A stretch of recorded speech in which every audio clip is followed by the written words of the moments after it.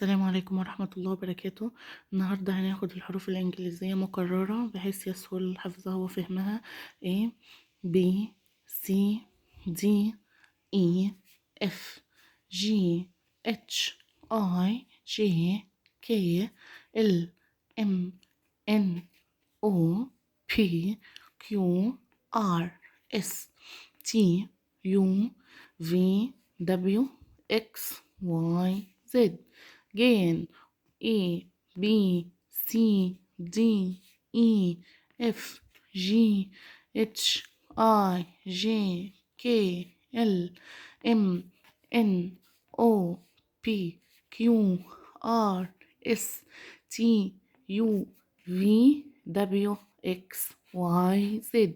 تاني A B C D E F G H I J K L M N O P Q R S T U V W X Y Z.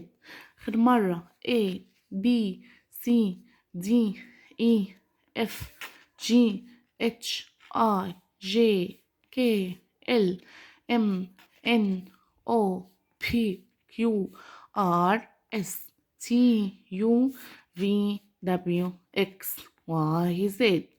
يبقى دي الحروف الإنجليزية مكررة بحيث يسهل حفظها والطالب يكون عارفها ماشي. وفي الفيديو اللي فات احنا أخدنا أصوات الحروف، تمام. إن شاء الله الحصة القادمة هناخد دمج حرفين مع بعض، ماشي. يا ريت لو عجبكم الفيديو ما تنسوش تعملوا لايك واشتراك وتفعلوا زر الجرس عشان يوصل لكم كل جديد. شكرا والسلام عليكم ورحمة الله وبركاته.